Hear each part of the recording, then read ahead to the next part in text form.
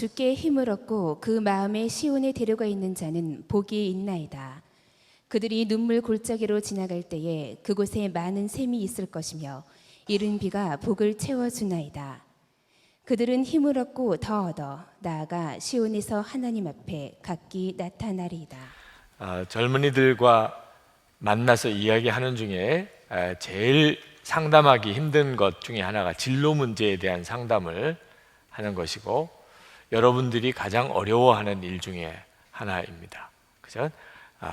직업, 그리고 또 결혼 배우자, 또 여러분들 유학을 할 거냐 말 거냐, 여러분들의 삶 속에서 여러분의 진로에 대한 고민들 굉장히 많잖아요. 오늘 그 문제에 대해서 여러분이 예수님과 사이에 어떻게 그 문제를 풀어가야 하는지에 대해서 여러분에게 그냥 집단 상담과 같은 시간입니다. 네.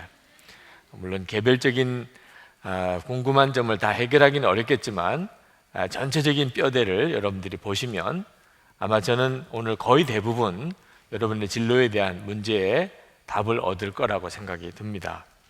여러분, 하나님의 인도를 모든 삶의 영역에서 다 받아야 한다는 점을 명심해야 합니다. 선교, 여러분 이제 단기 선교 가게 되는데 정말 바라기는 여러분 모두 다가 단기 선교의 경험을 하게 되기 바랍니다. 한 번도 안 가보신 분들은 꼭 하나님이 여러분을 부르신다는 것에 대해서 믿으시고 여러분이 하나님에 대해서 놀라운 경험을 할 수 있는 절호의 기회입니다. 단기 선교, 또 혹시 국내 선교든 여러분의 삶에 하나님 앞에 가장 소중한 시간을 한번 들여보시면 그러면 여러분 하나님이 역사하시는 것을 경험하게 됩니다. 그러나 이렇게 하나님이 기뻐하시는 이 선교조차도 하나님이 인도하심을 받아야 합니다. 사도행전 16장에 보면 바울이 열심히 각 나라로 다니면서 전도하려고 애를 썼습니다. 그때 당시에 바울이 생각하기에는 자기가 가야 되는 이 나라들이 이 아시아에 있는 지금 터키죠. 그 지역이라고만 생각했습니다. 사람이 어떤 생각에 갇히면 나중에 스스로가 어이없을 그런 생각의 함정에 빠지기도 하죠. 이 터키에서 이 유럽으로 건너가는 데는 거기에 바다가 있습니다. 그렇지만 수시로 건너 다니던 그런 바다이죠. 근데 그 바다 건너를 갈 생각은 하지 못했습니다. 예루살렘에서부터 정말 땅끝까지 복음을 전하러 가면서 가다가 끝이 바다죠. 터키에 있는 그 바다가 사도 바울에게는 사고의 한계였습니다. 그리고 열심히 거기 아시아에서 복음을 전하러 다녔는데 갑자기 성령님께서 길을 막으시는 것, 어떻게 막으셨는지에 대해서는 전혀 알 수가 없지만 하여튼 성령이 막으셨다 그랬어요. 전도의 문을 막으셨어요.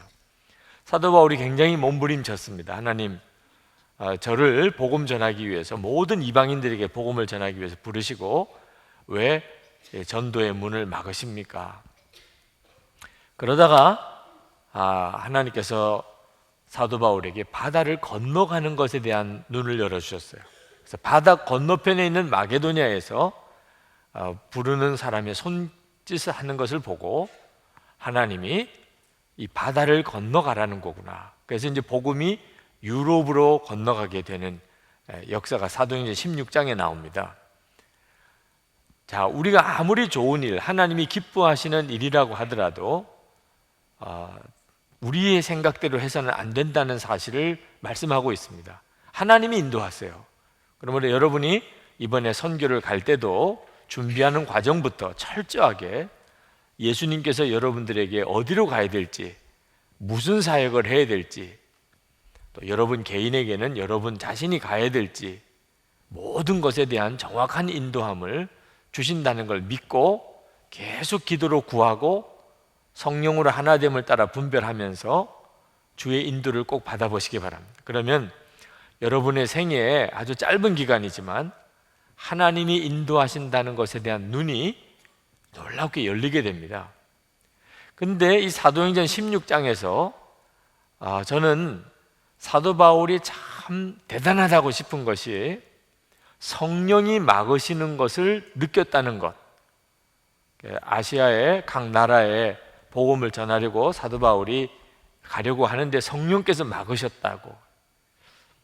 저는 성령의 막으시는 것을 느끼지 못하는 사람이 굉장히 많다는 걸 압니다. 성령님도 못 말리는 사람들이 있어요. 여러분들 중에도 그렇습니다. 소위 한다면 하는 사람들, 안 한다면 안 하는 사람들. 난 단계 선교 가본 적이 없어, 이런 사람들, 정말 주님도 못 말리는 사람이죠. 전에 한번 차기룡 목사님이 그런 이야기를 하시더라고요. 어떤 지체가 단기 선교 가야 되는 거에 대해서 하나님의 응답을 못 받았다고 신청을 안 하는 지체가 있었다고 그래요. 하나님이 단기 선교 가라는 응답을 개인에게 주지 않아서 자기는 안 간다고. 그러면서 목사님이 정말 답답해 하시는 것이, 매주마다 그렇게 광고 시간에 하나님이 말씀하셨는데도 자기는 응답을 못 받았다고 이러는 이 지체를 어떻게 해야 되냐. 그래서 답답해 하시는 목사님을 보고 저도 숨이 막히는 답답함이 있었어요. 여러분들도 정말 주의 인도하심을 정확하게 잘 받아야 하는데, 근데 사도 바울에게서 참 놀라운 것은 성령님이 막으실 때 그게 깨달아지고, 그래서 한 발자국도 더 나갈 수가 없었던 것. 적어도 이 정도로 여러분이 성령님에 의하여 여러분이 인도함을 받는 사람이 되어야 합니다. 여러분들은 청년이라는 것 자체가 말할 수 없는 하나님의 축복입니다. 여러분 중에는 여러분 자신의 지금의 처지에 대해서 굉장히 좌절하고 비참하게 생각하는 사람이 있겠지만, 그러나 여러분이 아직도 20대, 30대라는 것이 여러분에게 얼마나 놀라운 축복인가를 아셔야 합니다. 시간이라는 것이 돈보다도 더 귀한 거예요. 만약에 여러분에게 지금 돈이 한 100억 정도 돈이 있다고 합시다. 근데 나이가 90이에요. 정말 끔찍한 일이죠. 돈이 많아도 나이가 90이야.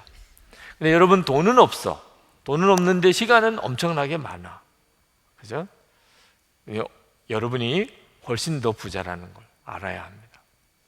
근데 여러분의 스스로 생각하기에는 워낙 모든 것을 돈으로만 계산하는 사회 속에서 우리가 살고 있기 때문에 시간이 돈보다도 더 귀하다는 것을 여러분이 인식하지 못해서 그렇지, 여러분이 정말 엄청난 축복을 받고 있어요. 돈도 없어요. 집안 배경도 별로예요. 그렇다고 공부를 잘한 것도 아니에요. 그렇더라도 여러분에게 젊음이, 여러분에게 많은 시간을 여러분이 가지고 있다는 것을 말해주고 있잖아요. 부탁을 드리는 것은 훈련되지 않은 사람으로서, 주님의 인도를 받는 훈련되지 않은 사람으로서 시간이 많은 것은 별 의미가 없습니다. 여러분이 지금까지 사는 것처럼 그렇게 살아요. 10년을 더 살아도 20년을 더 살아도 별 의미가 없습니다. 그런데 하나님의 인도를 받는 눈이 열린 사람에게는 여러분에게 1년, 3년, 5년, 10년은 엄청난 것입니다. 그러니까 여러분이 돈을 쫓아가지 말고 하나님의 인도를 매일매일의 생활 속에서 꼭 해보세요. 영성일기 써보시라고 여러분에게 도전하는 것, 여러분 소홀하게 생각하지 마십시오. 처음에는 훈련이라는 기간이 조금 있긴 합니다만 하나님의 인도를 받는다, 매일매일. 저는 요즘에 우리 목사님들과 함께 영성일기 쓰면서 새로운 도전을 하고 있는 게 있습니다. 전에는 하루를 살고 난 다음에 하나님이 오늘 내 길을 어떻게 인도하셨나, 그리고 나는 얼만큼 주님을 바라보고 살았나, 그렇게 일기를 썼어요. 근데 요즘에는 조금 달라진 것이, 새벽기도 끝나고 이제 기도하면서 하나님께, 하나님 오늘 하루 내가 뭐 해야 됩니까? 하나님 가르쳐 주세요. 그래서 새벽기도 끝난 그 시간부터 저녁에 잘 때까지 하루에 되어질 일을 미리 써봐요. 영성일기를 대략 중요하게 떠오르는 생각이 있어. 그날 그건 몇 시에 해야지? 그건 그 시간대에 씁니다. 그렇게 써보다 보면은 중간중간에 빈 시간이 있어요. 뭐 아침 먹기 전 시간이든지 아침 먹고 난 다음에 한 시간이든지 뭐 이런 식으로 비어있는 시간. 하나님 이 시간에는 뭐 해야 되나요? 하나님 이 시간에는 뭐 하기를 원하세요? 그러면서 그 시간들이 이렇게 채워집니다. 그러면 한 30분 정도 주님과 하루의 일과를 의논하면 하루의 일과가 나와요. 새벽 기도 시간 때부터 밤에 잘 때까지가 거의 나옵니다. 그럼 이제 그거 가지고서 하루를 살기 시작을 합니다. 정말 놀라워요. 마치 전에 한 3일을 살았던 걸 하루에 살아요. 전에는 아무 그런 준비 없이 그저 되는 대로 시간을 보내면서 살아. 중요한 일은 있죠. 중요한 스케줄은. 그러나 아주 꼼꼼하고 세밀한 내 일정이 없이 살았던 때보다 그 삶의 밀도가 달라져요. 그리고 하나님이 미리 가르쳐 주신다는 걸 알겠더라고요. 하나님이 내게 뭘 해야 될지에 대하여 미리 가르쳐 주세요. 여러분들에게도 정말 도전하고 싶어요. 주님이 여러분 안에서 여러분의 하루를 계획하고 계십니다. 그래서 여러분의 그것을 가르쳐 주세요. 여러분이 듣기를 원하면. 처음에는 내 생각인지 주님의 생각인지 좀 분별이 애매할 때도 있지만 그 단계부터 훈련하는 거니까. 하여튼 꼭 여러분에게 도전합니다. 여러분이 하나님의 인도를 받는 훈련이 되어진 사람은 시간이 많다는 것은, 아직 남은 세월이 많다는 것은 이건 엄청난 일이에요. 놀라운 삶을 여러분이 살아가게 된다는 뜻이기 때문에 그렇습니다.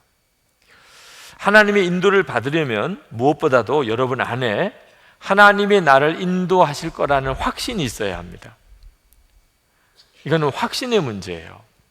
아브라함이 창세기 24장에 보면은 아브라함이 100세에 얻은 이삭에게 이제 아내를 맺어주는 일을 합니다. 아브라함에게는 며느리죠. 그 며느리를 맞이하는 일을 하는데, 이 가나안 땅에서 며느리를 얻지 않고 갈대아 우르 아브라함의 고향에서 며느리가 될 사람을 내가 얻어야 되겠다, 그런 생각을 합니다. 그리고 종 엘르에셀에게 고향으로 다녀오너라 하고 며느리 구하러 종을 보내요. 자, 요즘하고는 세상이 많이 다르지만 그래도 그 옛날에도 한 번도 본 적도 없는 이삭이라는 사람의 아내가 될 여자를 그 먼 길을 가서 어떻게 찾아와요? 이 이삭이라는 훌륭한 청년이 있는데 그 청년과 결혼할 사람 오라 그래서 올 사람이 누가 있으며 어느 집안에서 그렇게 선뜻 내주겠어요? 그러니까 종 엘르에셀은 걱정이 많습니다. 주인 아브라함이 그 갈대아 우르에 가서 아들의 며느리, 아들의 아내가 될 며느리를 택해 오라고 하는데, 엘르에셀은 뭐 안 온다 그러면 어떻게 해요? 또 뭐 그 사람은 어떻게 찾아요? 뭐 이렇게 묻습니다. 그때 아브라함이 아주 단호하게 말합니다. 창세기 24장 7절에 보면 하늘의 하나님 여호와께서 그 사자를 내 앞서 보내실지라. 하나님께서 반드시 너 길을 인도하신다. 그리고 내 며느리가 될 여자를 만나게 해줄 거고 그는 틀림없이 온다고 그럴 거다. 대단한 확신이죠. 그리고 엘리에셀을 보냅니다. 그리고 결국은 리브가라고 하는 자매를 택해서 이제 이삭에게로 데려오게 되죠. 자, 여러분들에게도 여러분의 인생에 대한 하나님의 계획을 지금은 참 믿지 못하는 그런 청년들이 꽤 있을 거예요. 정말 내 직장, 내가 해야 될 일, 내 결혼 문제, 뭐 이런 문제, 또 내가 어디 가서 살아야 되는지 하나님이 계획하셨을까? 여러분에게 가장 먼저 싸움이 바로 이 믿음의 싸움입니다. 하나님은 인도하신다. 그게 여러분 마음에 믿어져야 그 다음에 하나님의 인도에 대하여 눈이 열리게 돼요. 여러분이 그 점에 대한 확신을 갖지 못하면 계속 하나님의 뜻인가? 내 생각인가? 뭐 누가 이렇게 나에게 그냥 한번 해본 이야기인가? 계속 속으로 고민하다가 하나님이 여러분에게 말씀하셨는데도 깨닫지 못하고 나중에 가서야 알게 돼요. 인생을 다 살고 난 다음에 그게 하나님의 뜻이었구나. 이건 정말 억울하고 답답한 일이죠. 19세기 말에 독일 사람이면서 중국 선교사였던 엘리자베트 자일러 선교사님, 그분의 일화가 유명합니다. 그분이 소녀 시절에 그가 하나님을 만나요. 기도 중에 하나님께서 중국으로 가라. 너 중국으로 가서 복음을 전하라. 소녀 시절에 하나님의 부름을 받습니다. 그러나 아버지에게도 이야기를 못해요. 아버지는 그런 믿음에 대해서 모르는 사람이니까 하나님이 자기를 중국 선교사로 부른다고 하는 이야기를 하면은 틀림없이 자기를 이상하게 보고 더 오히려 억압할 것 같아서 아무리도 이야기를 못하고 이제 나이가 듭니다.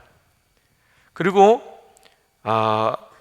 아버지 그때 당시는 선교사 훈련을 받으려면 아버지의 허락이 필요해요.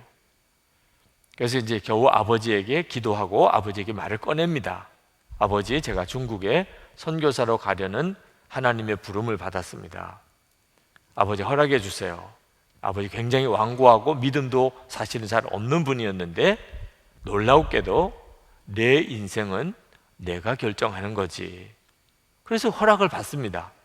정말 놀라운 일이죠. 그래서 하나님이 역사하시는구나 그렇게 믿고 이제 선교 후원해 주는 선교회에 이제 면접을 보러 가는데 그 면접을 보기로 한 그날부터 너무너무 아픈 거예요.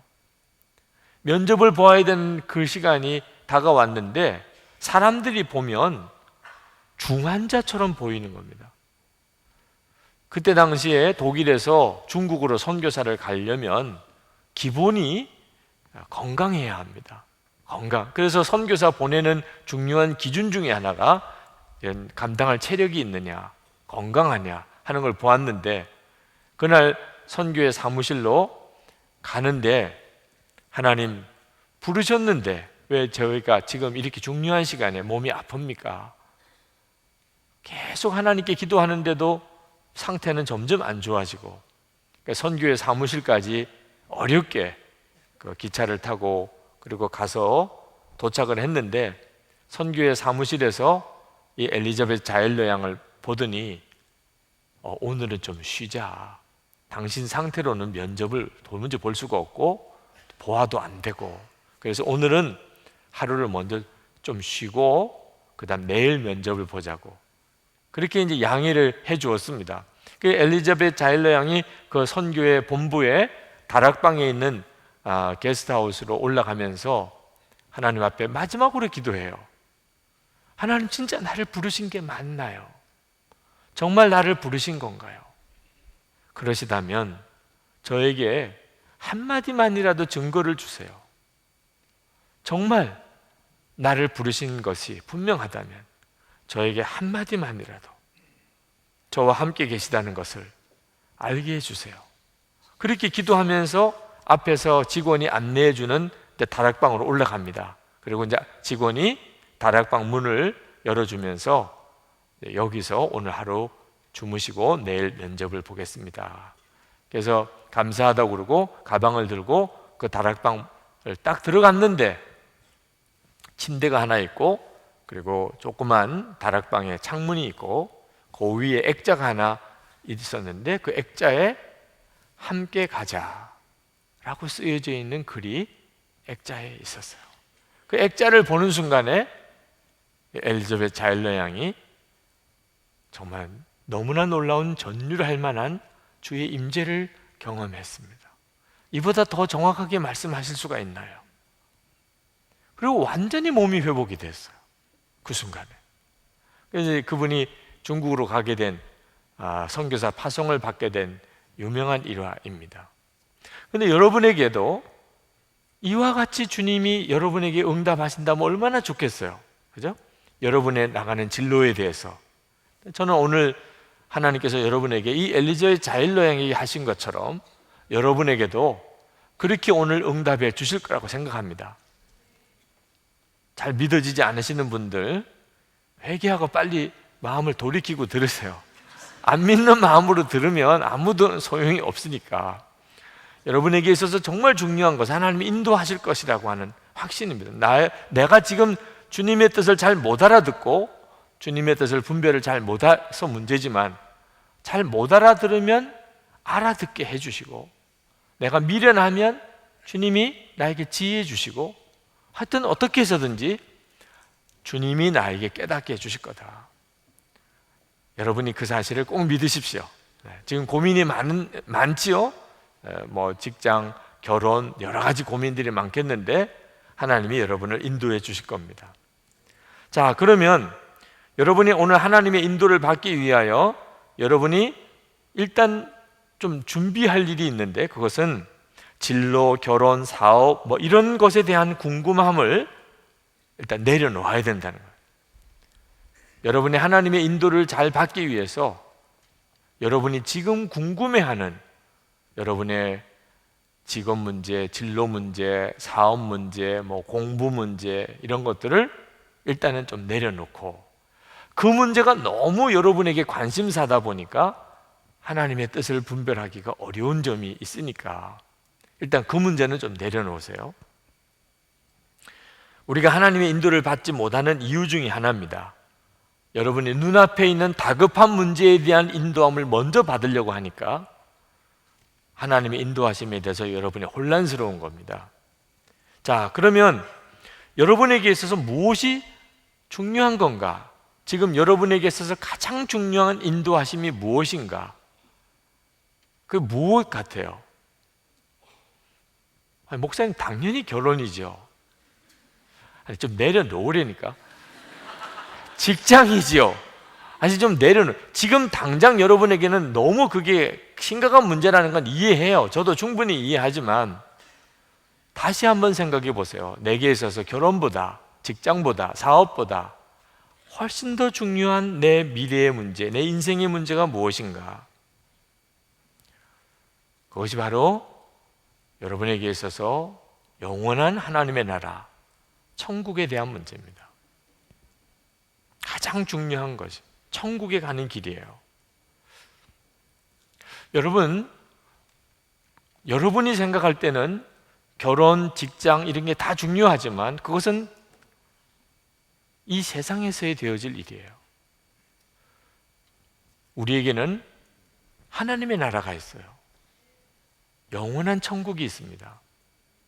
그 천국에 가는 문제가 해결되지 않고 있다면, 그러면 아무리 이 세상에서 돈을 많이 벌고 성공하고 또 여기서 결혼을 한들 나중에 가서는 진짜 중요한 문제가 해결된 게 아니었기 때문에 내가 인생을 허비하고 말았구나, 이렇게 될 수도 있는 겁니다.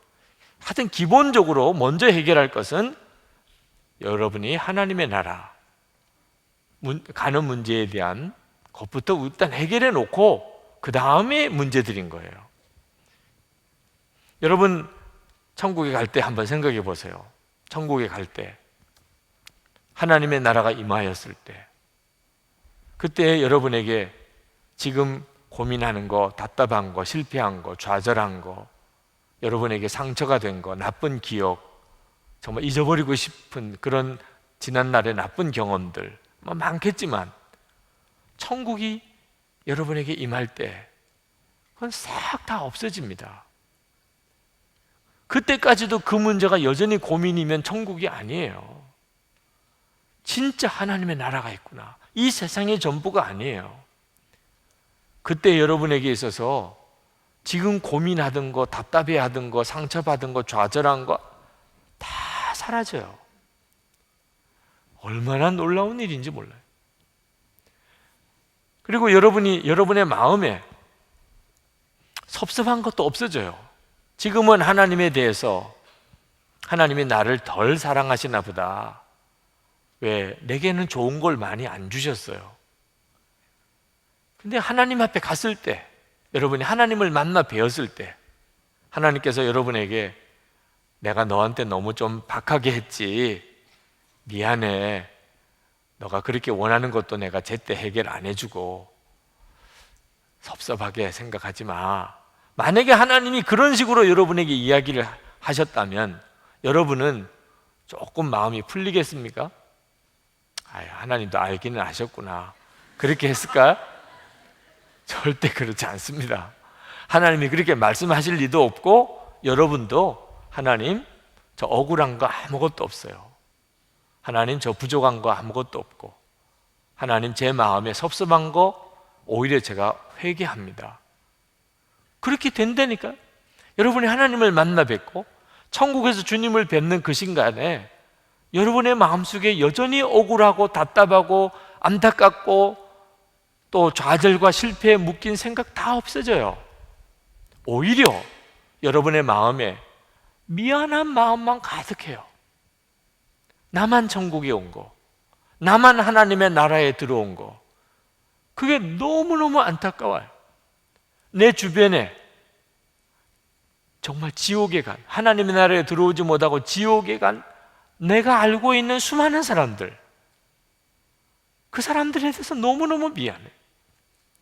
그동안에 내가 나 자신의 문제, 세상에서의 내 삶에 대하여 그것 때문에 내가 고민하고, 그것 때문에 내가 억울해하고, 그것 때문에 속상해하고, 그것 때문에 그냥 싸우고, 그것 때문에 그냥 눈물 짓고, 그것 때문에 우울해하고, 그러느라고 내가 사랑해 주지 못하고 주님의 증인 되어 주지 못했고, 내가 그에게 복음 전해 주지 못했기 때문에 나와 만났으면서도 결국은 지옥에 갈 수밖에 없었던 그 사람들을 생각하면 너무너무 미안해요.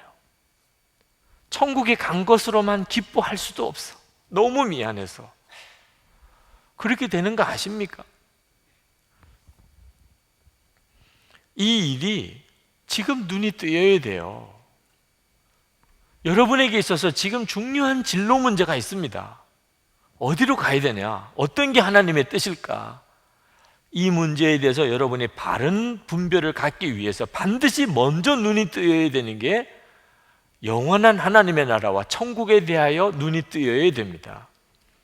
그 눈이 뜨여야 비로소 직장, 결혼, 사업 이런 문제들에 대해서 분별이 와요. 여러분, 그렇다면 여러분 천국 가는 것에 대해서는 자신 있습니까? 천국 가는 것에 대해서는 분명해요? 네. 성도의 마음에는 천국 가는 내비게이션이 있습니다. 여러분이 가장 잘 이해할 수 있는 표현일 수 있겠다고 싶어요. 여러분 차를 타면, 또는 뭐 차를 안 타고도 여러분 휴대폰에 내비게이션이 있죠. 내가 실제로 그곳까지 가지 않아도 내비게이션 상에 다 가는 길이 나오잖아요. 그래서 우리가 처음 가는 길에 내비게이션을 보고 찾아가잖아요, 요즘에는. 그와 똑같이 내가 예수님을 믿으면 내 속에 천국 내비게이션이 작동하기 시작합니다. 여러분 안에. 그래서 여러분의 인생을 가는 길을 이끌어 가요. 그래서 이제 세상 사람들이 사는 것과 다르게 사는 이유가 거기에 있어요. 여러분 안에 천국 내비게이션이 작동하고 있기 때문입니다. 오늘 말씀해 보면 시편 84편 5절에 주께 힘을 얻고 그 마음에 시온의 대로가 있는 자는 복이 있나이다. 아마 조금 더 지나면 시온의 내비게이션이 있는 자는 복이 있나이다, 이렇게 번역이 될지도 모르겠어요. 그게 훨씬 더 감각이 빨리 오니까 마음의 천국 내비게이션을 가지고 있는 자는 복이 있나이다, 이렇게 나올 것 같아요. 네. 여러분 안에 천국 내비게이션이 이렇게 작동하는데 그 천국 내비게이션이 뭐지요? 여러분 중에 지금 굉장히 혼란 상태에 빠져 들어가는 사람이 몇 사람 눈에 보입니다. 그런 게 있어? 난 모르겠는데. 천국 내비게이션이 있다고 하는 사실 자체가 지금 해석이 안 되고 느껴지지 않는 분이 있을 겁니다. 여러분 안에 정말 있어? 난 잘 모르겠는데. 오늘 그걸 찾으셔야 한다는 거예요. 여러분이 그걸 분명하게 볼 줄 아는 눈이 열려야 한다는 거예요. 만약에 내비게이션이 있긴 한데 작동이 안 되고 있다면 그걸 빨리 작동시켜야 된다는 거예요. 이건 엄청나게 중요한 문제예요. 지금 어느 직장, 어떤 사업, 또 누구와 결혼, 이런 문제보다도 훨씬 중요한 문제예요. 여러분을 천국으로 인도하는 그 내비게이션이 빨리 작동이 되어야 그 내비게이션을 따라가야 하는 겁니다. 여러분 안에 이 천국 내비게이션이 뭐지요? 그걸 뭐라고 설명해야 되죠? 예수님이십니다. 여러분 안에 와 계신 예수님이세요. 여러분이 예수님을 영접하셨잖아요. 예수님은 스스로를 나는 길이라고 그랬어요. 내가 길이요. 여러분 안에 오신 예수님은 여러분의 길입니다. 무슨 길이에요? 여러분을 천국으로 인도하는 길이세요. 그러니까 우리가 항상 예수님을 바라보고 살자. 예수님 한 분이면 충분합니다 하는 뜻이에요. 여러분이 지금 천국 내비게이션을 따라서 잘 가고 있다면, 그렇다면 그게 어떤 삶을 말하는 거죠? 여러분이 계속 예수님을 여러분의 마음에 왕으로 모시고 예수님을 계속 바라보려고 그러고 그렇게 살고 있다는 뜻이에요. 만약에 여러분이 예수님을 바라보고 있지 않다면 지금 내비게이션과 완전히 다른 쪽으로 가. 여러분 운전하다가 내비게이션이 인도하는 대로 안 가면 내비게이션이 어떻게 돼요? 복잡해지기 시작해요. 계속해서 또 새로운 길을 찾고 또 새로운 길 찾고 또 유턴하라 그러고 계속 정신없이 내비게이션을 막. 지금 여러분 안에 계신 예수님이 그래서 정신 없으세요. 주님 바라보고 가려니까 계속 세상만 따라가니 이거 돌아오려면 길 찾아주는 일이 보통 일이 아니에요. 이제는 정신 똑바로 차려야 됩니다. 우리가 천국에 갈지 못 갈지는 죽고 난 다음에 그때 가서 아는 거 아니고 여러분 안에 와 계시는 예수님으로 인하여 여러분이 알아요. 시온의 대로라고 그랬습니다. 천국 가는 길이 환하게 큰 길처럼 보인다는 뜻이에요. 천국 갈 사람은 어떤 사람인가? 내 안에 오신 예수님이 너무나 분명해요. 예수님이 나에게 어떻게 하라는 게 너무나 분명히 깨달아지는 사람이에요. 이런 사람이 지금 천국 가는 시온의 대로를 마음에 가지고 있는 사람입니다. 이런 걸 확신이라고 하는 겁니다. 예수님에 대한 확신. 여러분 오늘 여러분의 집으로 가는 확신이 있습니까?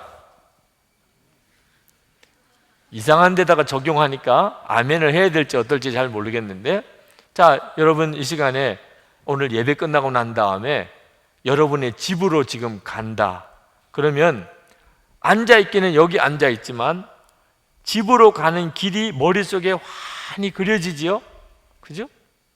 아마 조금도 의심이 없을 거예요. 교회 앞에 나가서 버스 몇 번 타고 그거 타고 어디 가서 내려서 거기서 또 갈아타거나 또는 지하철 타고 어디 가서 버스 타고 이렇게 해서 어느 정류장에 내리면 그러면 그 옆에 그 빵집이 하나 있고 그 옆에 이렇게 해서 올라가서 어디로 올라가면 집이다. 여기 앉아있지만 머릿속에 여러분의 집까지 가는 모든 길이 선명하게 다 그려져 있죠. 그걸 집으로 가는 확신이라는 거예요. 조금도 흔들림이 없어. 내 집에 가는 흔들림. 여러분이 명인만두 앞에 가가지고 이거 어디로 가야 되지? 이러면 집에 가는 확신이 없는 사람이에요. 네, 복정역 가가지고 내가 지금 어디로 가고 있는 거야? 이러면 확신이 없는 사람이죠. 여러분의 집으로 가는 확신은 있죠? 네. 주목자가 아니시라면 아마 확신이 있을 거예요. 네. 집으로 가는 확신이라는 거죠. 자, 천국에 가는 확신도 그래요? 천국에 가는 확신. 집으로 가는 확신은 있는데 천국에 가는 확신은 없어. 어디로 가면 어떻게 되고 누구 따라가면 어디로 가고 결국은 내가 하나님 앞에 가게 설 거다 하는 것이 머릿속에 이렇게 선명하게 그려집니까? 그게 안 되는 사람은 믿음이 약한 사람이에요. 믿음이 좋은 사람은 그게 너무 선명하게 그려져요. 그래서 별로 갈등이 될 일도 없습니다. 확신이 없는 사람은 갈등이 많아요. 이리로 가야 저리로 가야 되나. 하여튼 명인만두 앞에서 갈등하고 코인오리 카페 앞에서 갈등하고 갈 때마다 갈등이야. 어디로 가야지 어디로 가야지. 길에 대한 확신이 없으니까. 그러나 내 마음에 시온의 대로가 있는 사람은, 그걸 대로라고 말한 이유는 갈등이 없다는 뜻이에요. 너무 분명하니까 그 길이. 이 확신이 뭔가 내 안에 계시는 예수님, 그분을 아는 거예요. 내 안에 계신 예수님. 여러분이 지금 다 예수님을 믿지만 예수님이 여러분 안에 계시다는 것에 대해서 분명치 않은 사람들이 있습니다. 예수님이 여러분과 함께 계시다, 그 점이 분명치가 않아요. 이런 사람은 여러분의 삶의 모든 삶의 과정에서 계속 흔들립니다. 제가 작년 코스타 코리아 때 나는 죽고 예수로 사는 사람이라는 제목의 세미나 강의를 했을 때 어느 한 청년이 질문을 하겠다고 일어나서 펑펑 울면서 질문해요. 목사님, 저 목사님 책 다 읽었어요. 나는 죽고 예수로 사는 사람이라는 책을 다 읽었다. 몇 번을 읽었대. 그리고 목사님 책에서 말씀하신 것처럼 계속 자기는 죄 지을 때마다 하나님께 회개했대요. 나는 죽었다고 계속 나는 고백했대요. 그런데도 목사님, 저는 여전히 죄 짓고 살아요. 여전히 죄는 저에게서 해결이 안 돼요. 목사님, 더 심각한 것은 저는 여전히 죄가 너무 좋아요. 나는 어떻게 해야 돼요? 지금 나는 죽고 예수로 사는 사람에 대해서 강의를 잘 끝냈는데 이렇게 초를 칠 수가 있나? 안 된다는데, 어떻게 안 된다는데, 회개를 그렇게 해도 안 되고, 나는 죽고 예수로 산다고, 나는 죽었다고 그렇게 고백해도 나는 안 죽었는데 어떻게 하냐는 거예요. 참 난감하더라고요. 정말 난감해요. 근데 그때 하나님이 제 마음에 그 청년에 대한 문제, 우리들에 대한 문제를 너무나 놀랍게 제 마음에 깨닫게 해주셨어요. 지금도 이 자리에도 그런 갈등을 가지고 있는 사람들 많이 있을 겁니다. 난 안 되나 봐. 난 여전히 죄 짓고 사는데 예수님 내 마음에 계신 것 같지 않아. 그러니까 막 혼란스러운 겁니다.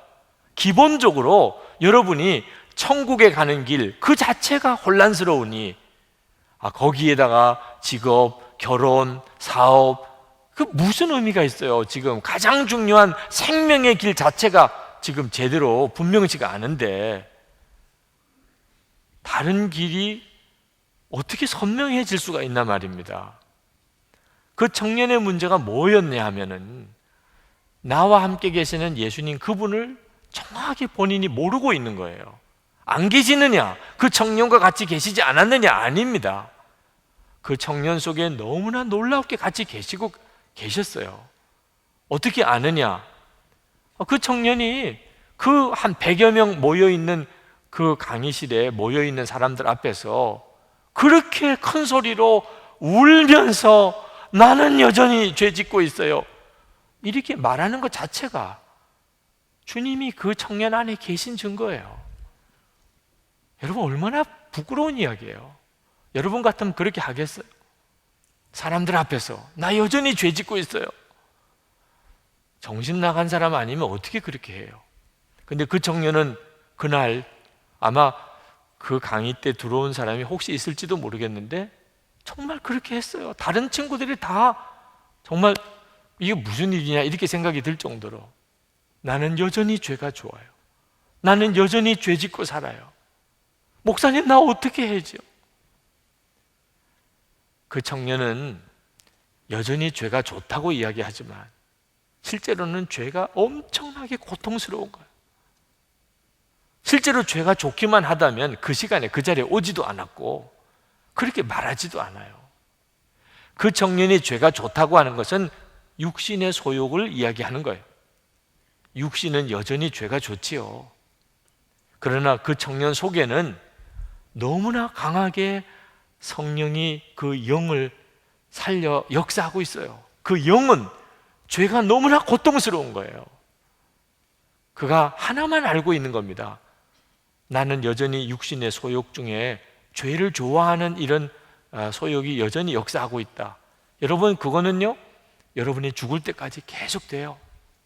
돈 좋아하는 마음, 음란한 것에 이렇게 끌리는 마음, 누가 칭찬하면 막 교만해지는 마음, 또 마음속에 이렇게 욱하는 성질, 그건 죽을 때까지 해결 안 돼요. 육신을 가지고 있다면.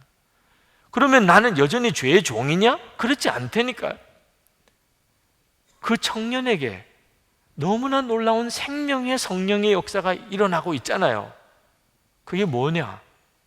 자기 죄에 대해서 고백하는, 내가 더 이상 죄 짓고 싶지 않다고 울부짖는 거예요. 내가 어떻게 하면 구원을 받을 수 있겠느냐고 막 소리 지르는 거죠. 이건 도대체 무슨 역사예요? 그 청년 안에 있는 생명의 역사인 겁니다. 그 생명의 역사 속에 뭐가 있는 거예요? 예수님이 역사하고 있는 거예요. 그 청년은 이미 이전의 그 청년이 아닙니다. 예수님이 그 청년 안에서 너무나 강하게 역사하고 있는 거예요. 그걸 그 청년은 스스로 보지를 못하고 있는 것뿐이에요. 그래서 그 청년에게 지금 너의 안에 역사하는 성령의 역사가 너무나 놀랍다고 하는 이야기를 해주니까 비로소 내가 그렇구나. 완전히 죄의 종로로 하는 친구하고 자기는 너무나 다른 거예요. 육신은 여전히 가지고 있지만 자기 안에는 생명의 성령이 역사하고 계신 거. 여러분, 금광석 성경을 거기에다 비유하기에는 조금 그렇긴 하지만 하여튼 이게 금광석 돌덩어리라고 합시다.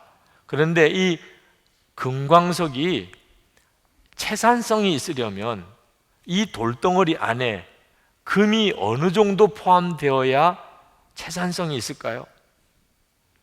0.6%만 들어있으면, 이 돌인데 이 돌 속에 금이 0.6%만 들어있어도 이거 채굴해가지고 녹여서 금 뽑아내고 할 가치가 있다는 거예요. 여러분, 대단한 거죠? 완전히 겉으로 보기엔 돌이에요. 그냥 돌. 근데 그 속에 금이 0.6%. 그러니까 이걸 돌로 보는 사람은 바보죠, 바보. 이 속에 있는 아주 작은 양이지만 금을 보는 겁니다. 그러니까 이 금광석이 돈인 거죠, 돈. 여러분 안에 육신이 있어요. 육신만 있어, 육신만. 그러면 그는 구원 못 받은 사람이죠. 여러분 안에 예수님이 오셨어요. 예수님이. 여러분 안에 예수님이 오신 현상 중에 나타나는 것이 이렇게 예배 드리는 거예요. 예수님을 주님이라고 고백하는 거예요. 하나님을 아버지라고 부르는 거예요. 죄가 고통이 되는 거, 성령의 근심이죠. 하나님의 일을 하고 싶은 소원이 생기는 거. 여러분, 예수 안 믿는 사람에게 그런 일이 일어나나요? 지금 여러분 안에 예수님의 역사가 겨자씨만큼 작게 일어난다 하더라도 우리 주님은 그것으로 인하여 산을 옮길 것이라고. 내 믿음이 겨자씨만큼만이라도 있다면, 그러니 여러분을 보는 가치가, 하나님이 지금 여러분을 보실 때 여러분의 육신을 보시겠어요? 여러분 안에 계시는 주님을 보시겠어요? 왜 여러분이 존귀하죠? 금광석이 돌덩어리입니다. 그런데 왜 이게 그렇게 귀해요? 이 속에 금이, 아주 작은 양이지만 금이 있으니까 이 돌이 귀한 거예요. 여러분 안에 육신이 있지만 여러분 안에 예수님이 계시니까 여러분을 하나님이 보실 때 너무너무 존귀한 존재. 여러분 안에 계신 그 예수님, 그동안에 여러분이 예수님에 대해서 별로 신경을 안 쓰고 살았으니까 여러분은 여전히 육신으로 사는 것처럼 보이는 것뿐입니다. 그러나 부인할 수 없잖아. 예수님이 여러분 안에 계신 걸 부인할 수 없잖아요. 나는 엉망으로 살았어. 완전히 육신의 종로로 단 것 같아. 그러나 내 마음속에 그 죄에서 벗어나고자 하는 갈망, 그리고 주님의 십자가에 대한 복음, 내게 하나님이 나를 사랑하신다고 내게 들려주셨던 그 메시지, 하나님은 내 길을 인도하신다고 하는 약속, 그게 여러분 안에, 다른 사람은 믿어지지도 않는다 그러고 관심도 없지만 여러분에게는 그 생명이 있다면 그게 바로 여러분 천국 가는 내비게이션이에요. 그 내비게이션을 꺼놓고 살지 말라 그 말입니다. 여러분이 이제 진짜 해야 될 일은 육신을 보는 게 아니에요. 여러분 안에 계시고 역사하시는 그 예수님을 주목하는 겁니다. 그 예수님에게 주목하는 것이 바로 이제 천국 내비게이션을 따라 살기 시작하는 겁니다. 이 점이 분명해지면, 이 점이 그 다음에 여러분에게 있어서 결혼 문제, 직장 문제, 이런 문제들이 이제 선명하게 눈이 열리기 시작해요. 어떤 게 더 중요한 건지, 주님은 어떻게 하라는 건지. 그냥 무턱대고 나 누구랑 결혼해요? 또는 할 수는 있나요? 이렇게 묻지 마요. 또 직장은 뭘 가야 돼요? 내가 어떤 직업을 가져야 돼요? 유학을 가야 돼요? 이렇게 무턱대고 기도하지 말고 여러분 안에 여러분을 천국으로 인도하는 내비게이션이 되시는 예수님, 그분과의 관계를 분명하게 하는 일부터 하고 난 다음에 그 다음에 나머지는 저절로 열립니다. 6절에 보면 그들이 눈물 골짜기로 지나갈 때 그곳에 많은 샘이 있을 것이며 이른 비가 복을 채워주나이다. 자, 눈물 골짜기로 왜 가요? 제정신인 사람은 눈물 골짜기로 왜 갑니까? 그죠? 이왕이면 웃음 골짜기로 가지 뭐. 이왕 골짜기로 갈 거면 웃음 골짜기로 가지. 왜 눈물 골짜기로 갑니까? 그런데 시온의 대로가 그리로 나 있네. 시온의 대로가 가는 방향으로 쭉 보니까 그 눈물 골짜기를 지나가게 돼 있어요. 그러니까 눈물 골짜기도 가는 겁니다. 여러분이 여러분 안에 천국 내비게이션이 되신 예수님을, 그분을 알아야 그 예수님이 가시는 길이니까 딴 사람들은 다 외면하는 길인데 나는 가는 거예요. 고민할 게 없어요. 아, 이 길이 생명의 길이구나. 그래서 좁은 문으로 들어가고 좁은 길로 가는 거죠. 내가 어떤 직장을 가야 되나, 먼저 천국 내비게이션을 작동시킨 다음에 주님과의 관계가 분명해지고 그 다음에 직장 문제를 같이 보라는 거예요. 그러면 내가 어디로 가야 되는 건지 선명해지죠. 네. 결혼 문제와 관련한 문제도 그렇습니다. 여러분이 먼저 천국 내비게이션을 작동하고 나면 그러면 결혼 문제에 대하여 마음에 이렇게 조바심이나 안달하는 마음도 아마 없어질 거예요. 사람 보는 눈도 달라져요. 사람 보는 눈도. 누가 정말 내게 마음에 드는 사람인가? 사람 보는 눈이 달라져요. 오늘 우리 1, 2, 3부 예배 때도 어느 장로님 이야기를 했는데 예수님을 정말 잘 믿으시는 장로님에게 자기 배우자 자매가 될 사람 좀 소개해달라고 부탁했던 청년이 뭐 어떤 자매를 그럼 원하느냐 그랬더니 뭐 인물도 세계에서 제일 이쁘고 또 뭐 마음씨도 세계에서 제일 착하고 음식도 세계에서 제일 잘하고 하다 보면 이렇게 제일 시리즈로 이렇게 쭉 이렇게 이야기를 했더니 장로님께서 한탄을 하시면서 너 결혼하기 힘들겠다 그러더라는 거예요. 그래서 이 청년이 왜 그러냐고, 너가 말하던 바로 그 사람은 이미 결혼했기 때문이야. 그런 사람이 진짜 있기는 있었나요? 그랬더니 그 장로님이 하신 이야기가 그럼 내 아내가 그 사람인걸. 그 장로님 아내 권사님을 아는데 너무 이상한 겁니다. 인물도 너무 평범하신 분이고 키도 굉장히 작고 좀 약간 뚱뚱하다고 이렇게 생각이 될 만한 권사님이 그러신데 자기가 말하던 것과 너무 달라요. 근데 더 의아한 거는 그 장로님이 무슨 조커처럼 하는 것도 아니고 진짜 진지하게 내 아내가 바로 그 사람이야. 세계에서 제일 이쁘고 또 제일 마음씨 좋고 제일 음식 잘하고. 그때 이 청년이 여자 보는 눈이 거듭났다는 거예요. 예수님 잘 믿으면 예수님 잘 믿으면 자기 짝이 제일 이쁘게 보이는 거구나. 예수 잘 믿으면 자기 짝이 제일 이쁘게 보이는 거예요. 예수님 안에서 보는 눈이 달라요. 그렇지 않고 보는 거하고. 배우자 택하는 문제, 직장 택하는 거, 천국 내비게이션이 작동된 가운데 여러분이 판단하고 보는 거 달라요. 그것부터 먼저 분명히 해야 한다는 거예요.